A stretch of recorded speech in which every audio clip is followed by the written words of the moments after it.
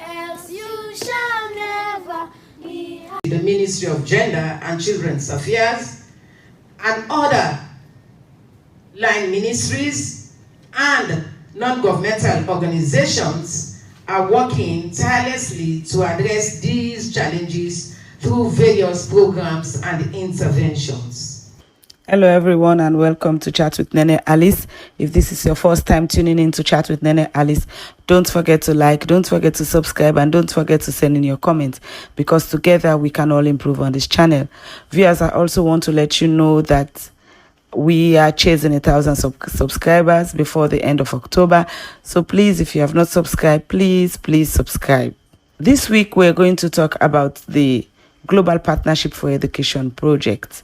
It's a project that is being supported by the World Bank through the government of Sierra Leone, and we are working in a consortium of 7 organizations. And also to let you know that I work for an organization that is called Foundation for Urban and Rural Transformation, which is called FORUT, and we are part of this consortium implementing this project. Just a couple of days ago, we launched the Back to School campaign, and I was there to make a presentation on behalf of our organization. So what is this project all about? The government of Sierra Leone, with support from the Global Partnership for Education through the World Bank, rolled out a national COVID-19 education emergency response in all 16 districts of Sierra Leone. The Education Response Project has 3 pillars which have been led by various government departments under the Ministry of Basic and Secondary School Education, which we normally call MBSSE. The pillars are communication under the COVID-19 Education Emergency Response, and the second one is distance learning under the COVID-19 Education Emergency Response, and the third one is school reopening and readiness under the COVID-19 Education Emergency Response. So we are part of the Pillar 3, which talks about preparing school, getting the children ready to go back to school, even in the midst of COVID-19. So FORUT is implementing this project, and we were together with our partners to do a symbolic launch of the Back to School campaign. And during this symbolic launch, FORUT was asked to present its activities that they have implemented over this period. Actually, it's a one-year project, and we have been benefiting from it since April. So we were at the Bintumani International Conference Center, and we were there and we had a wonderful launch. So I am going to leave you with a video so that you can have a look and see how it all went. It's the National Back to School campaign launch. So you can see how it went. We had speeches from the ministers, Deputy Minister of MBSSE, and we also had speech from the chairperson for the Commission on Children, and we had other dignitaries that also spoke. So I will leave you with the video so that you can have a look and make your comments. Thank you and have a nice day. If this is your first time tuning in to Chat with NennehAlice, don't forget to like, don't forget to subscribe, and don't forget to send in your comments, because together we can all improve on this channel. Have a blessed day. Thank you. Implementing the back to school activities as part of the COVID-19 education emergency response.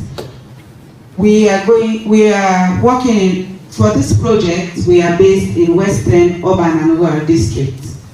And so we are going to let you know some of the activities we have implemented and some of the immediate impacts that we have observed in our process of implementing this project. First of all, let me just let you know some few things about FORUT. FORUT is an acronym, and some people have said this is the first time they have heard about what FORUT is. What is the meaning of FORUT? So it's an acronym, and it's Foundation for Rural and Urban Transformation, and it was established as a national civil society organization in October of 2015, after we emerged from the FORUT. That was a Norwegian-run project in 1991.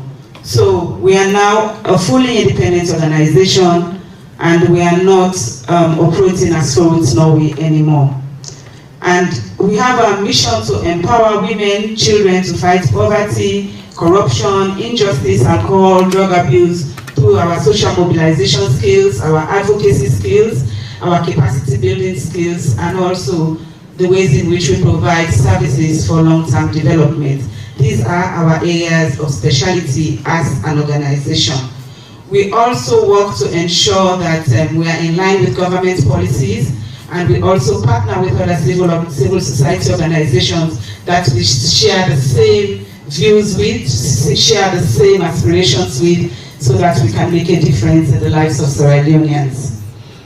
We work particularly to empower communities and their structures, and also empower communities to exercise their rights and fulfill their responsibility, and also shape and enforce our national policies, so they don't only empower themselves or build their communities, but also how they, work in line with government systems and procedures. And we have various areas that we work around. We work on alcohol and drugs, child rights, gender equality, good governance, and civil society. And like I said, we work in close collaboration with like-minded civil society organizations, particularly in Sierra Leone. And our geographical locations are western and urban and rural areas, Putloko district and Moyamba district. So the reason for us in this project is because we have our operational area in the western, rural and urban area, so that's why we are implementing the GPE project in our location, an area where we are very much familiar with what is happening and the things that are going on there in terms of education. So some of the activities that we have implemented are these. Firstly, we had an Inception Meeting, and in that Inception Meeting we shared with school authorities, local authorities and officials, government officials. We did that in western and urban area, and I know other consortium partners did it in their respective locations. And these are some of the photos.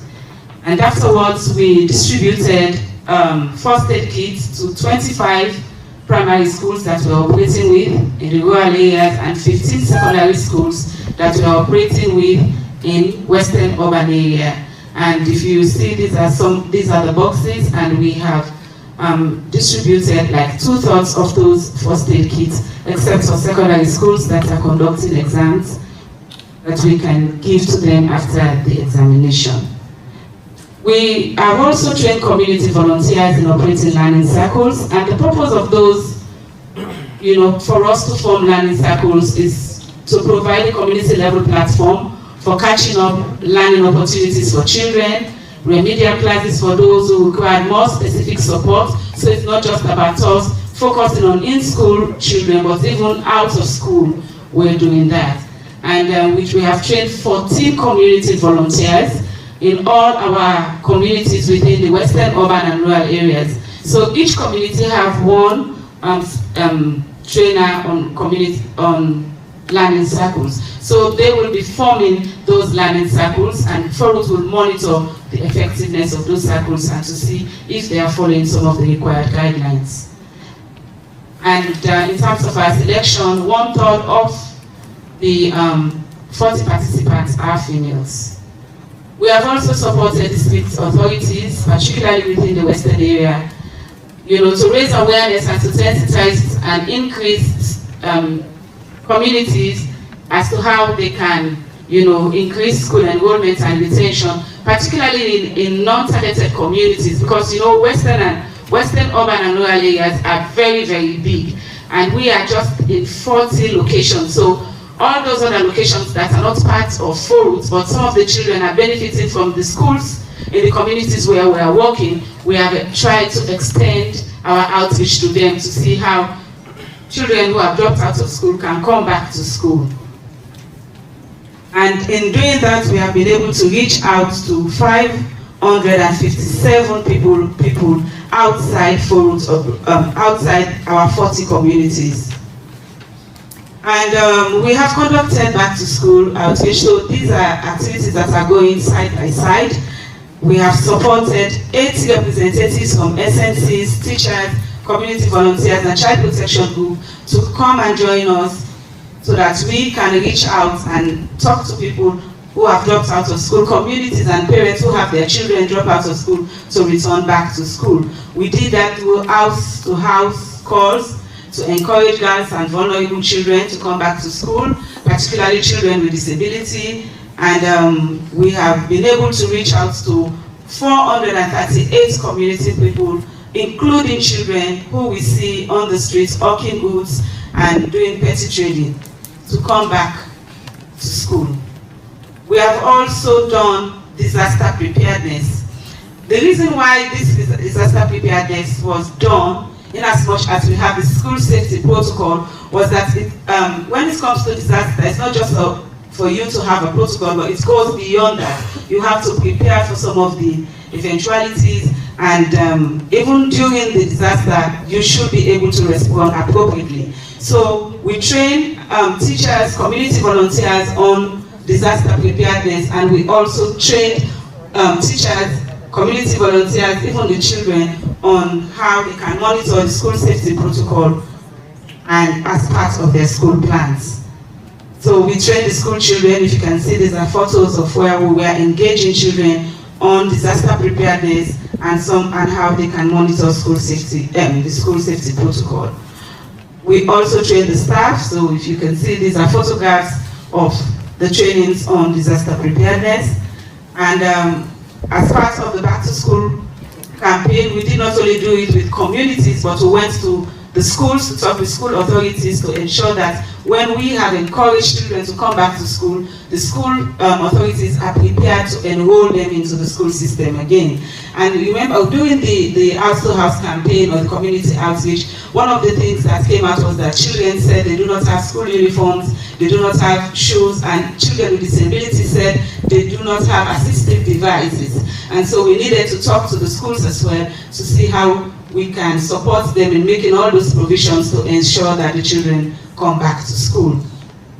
And we also did the campaign at community level, so you can see that. And after all of this, immediate impact, we have been able to document some stories, success stories. And the very first success story was with Jacqueline. Jacqueline is a pseudonym because Jacqueline is a child that is suffering from albino. She's not an albino, she's obese. She's so obese that she finds it difficult to walk to school, and she was ashamed to come out when we were doing this house-to-house campaign, and even the parents were also ashamed to let us talk to them. But what we did was to go into the house, talk to the parents, gave them a consent form that they signed, and we talked to them concerning Jacqueline's situation. We did interviews with them, and they told us why Jacqueline dropped out of school. They said because of excessive provocation and stigma. So as a team, doing one of our house-to-house sensitization, we went there and we assessed her situation. The parents also lamented that Jacqueline got tired of walking long distance to school. And they too are very poor. They cannot provide transportation to enable Jacqueline to go to school. So we talked to the parents and they said they couldn't afford this. But going on as we continue to have further discussion with the parents, Jacqueline's family said, well, Jacqueline do not even have school uniforms to go to school, and we told them she doesn't need a school uniform to go back to school. We also went to the school and talked to the head teacher so that they can make provision for Jacqueline, and they can also put measures in place so that they can reduce the stigma and the provocation can stop. So Jacqueline was extremely excited, after some of these conversations that we have had with her parents and with the school authorities. And so her parents promised us that they will watch her diet and give her the appropriate medical attention, because we also told them that there is a health center nearby that she can access some of the medical facilities that are there. So Jacqueline is so excited, and she promised our community volunteers that she will do her best in school. And she gladly said this to us, which I will quote. She said, "My happiest moment is when I am in school with my friends, but I dislike provocation, which pushes me away from school. I will appreciate if 4 Ruths can go to my school and tell my friends to stop provoking me. I also want to request for assistive device that can enable me to walk faster to school. So we were happy and we told her we are going to give her all the support she needs so that she can get back to school. We also, so we have several stories of such which we have documented, and which if you come over to Forut or to any of the consortium partners, which you can have these stories, and it's on the website, it's all on our social media platforms that you can have access to. So thank you very much for giving us the support as an organization to enable that we meet the objectives of this project. Most important ministries, as far as students issues are concerned, Ministry of Education and the Ministry of Gender and Children's Affairs, the country director, everyone in this hall. I bring you greetings from the National Commission for Children, NCC. Before I go further, I want to ask our boys and girls in this room, like the Deputy Minister of Education said, we should have an interactive session. How many of you in this room have heard about the National Commission for Children?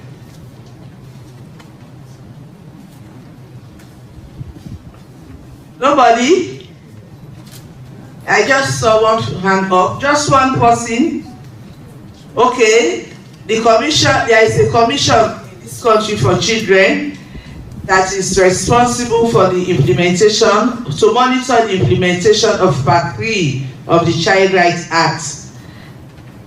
One of its key mandates is to ensure that we coordinate and monitor the activities of all child protection agencies in this country.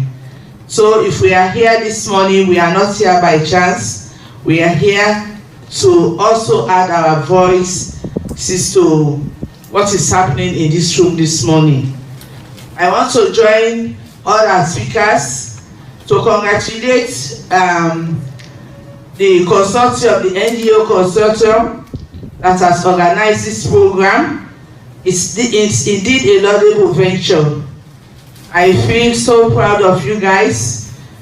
For us, from the commission, I must confess that this is my first time of hearing about this initiative. I don't know why most of the time the commission is left out on very important issues like this.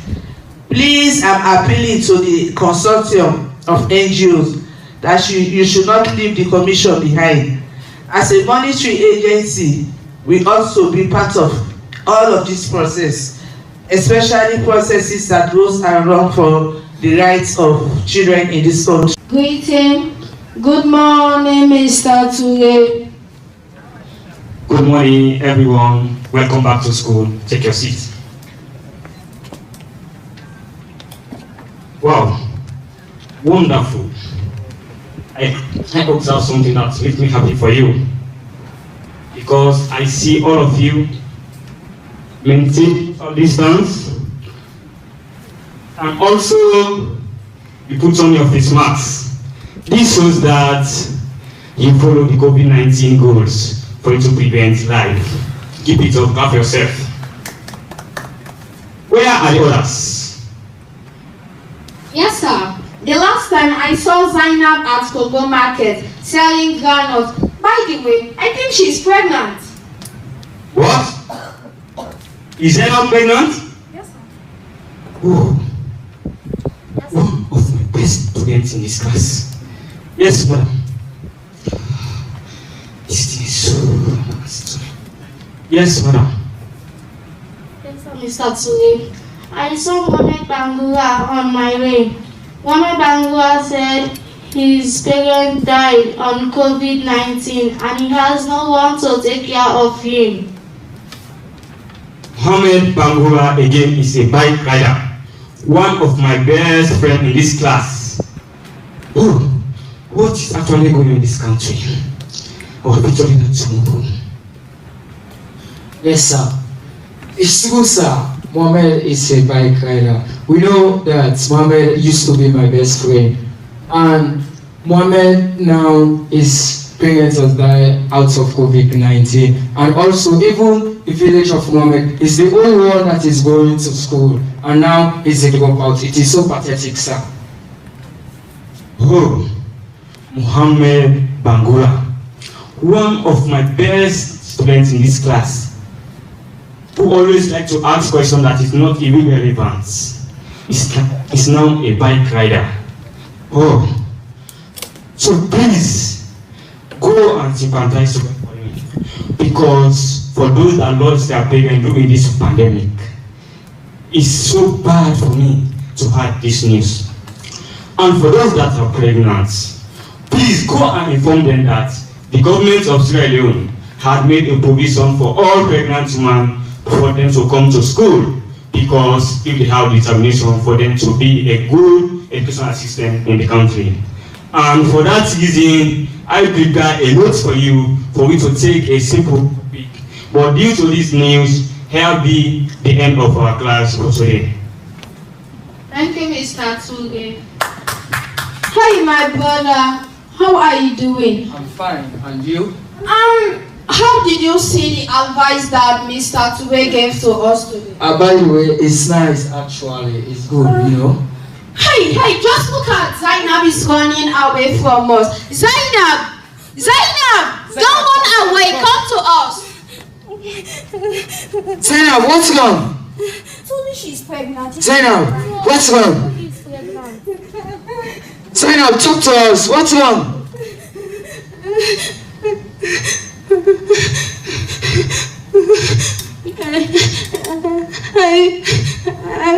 I became pregnant because my parents died during this COVID-19, and I have no one to take care of me. And the most important thing, I don't have school fees, and I fell in love with someone that made me pregnant.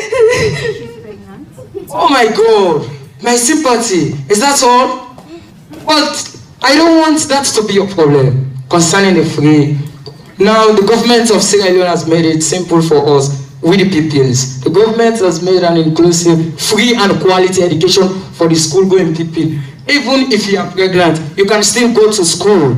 Wow. Are you sure?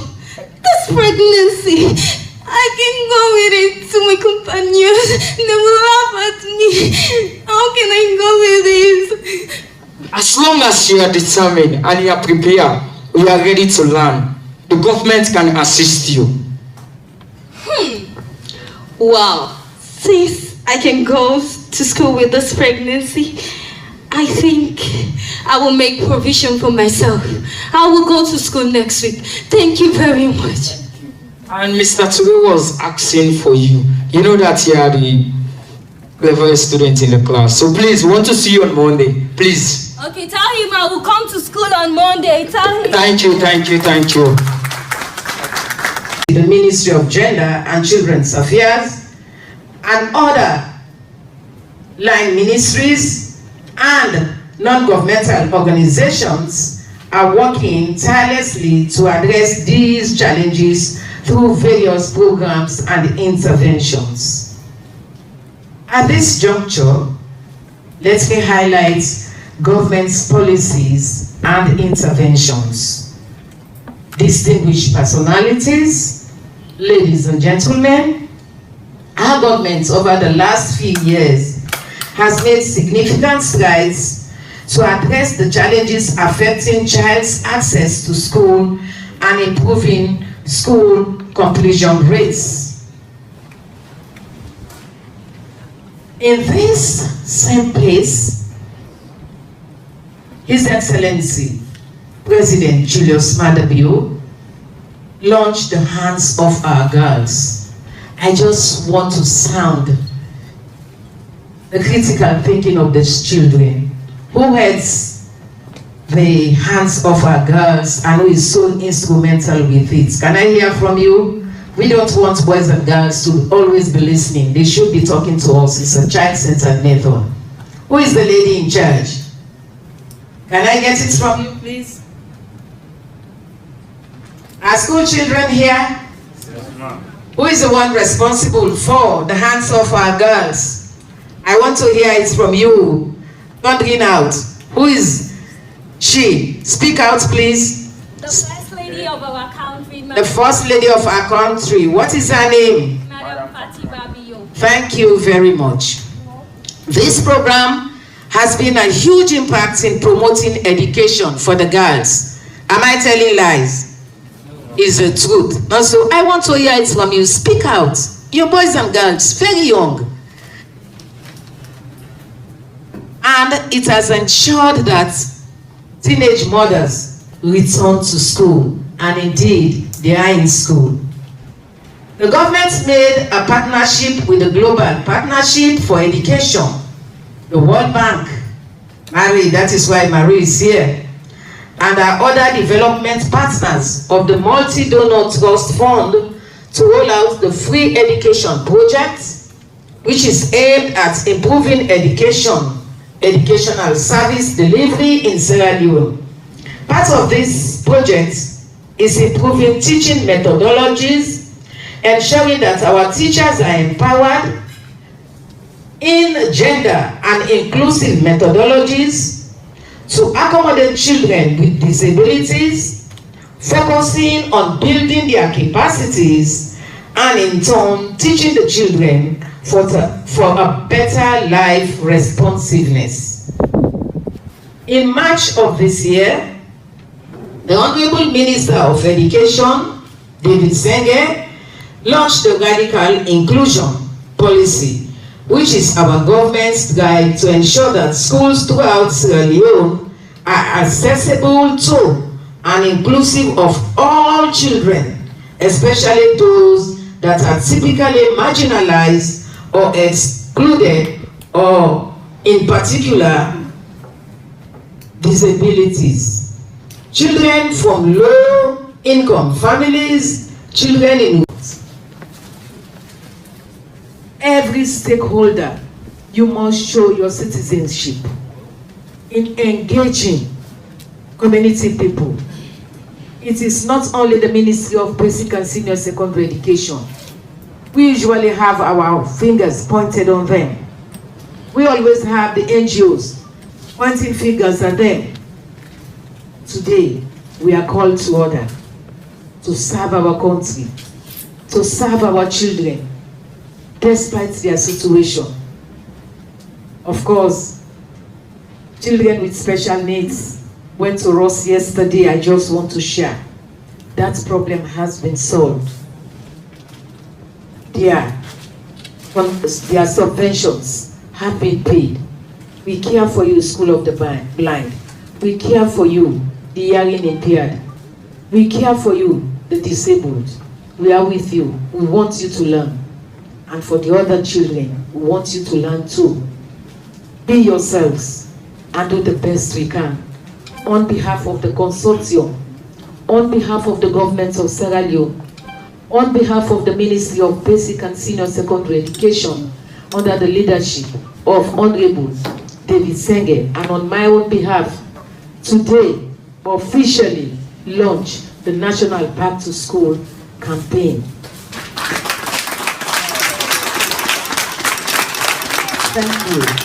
Thank you, and do the best. Good afternoon, honorable ministers and other high delegates on the high table, my fellow students, members of GPE, I greet you all here this afternoon. Once more, my name is Esther P.S. Kamara, for short S2P. I'm in SSS1 Arts. I'm attending Sunday Foundation Secondary School for Girls, Gambia. I'm here this afternoon to present my educational song to you all. Stay blessed as you listen. Global Partnership for Education. Education is the key to success. We want to go school, we want to go school. We need support. We want to go school, we want to go school. We want to go school, we need support. We want to go school, we want to go school. We want to go school, we need support. We want to go school, we want to go school. We want to go school, we need support.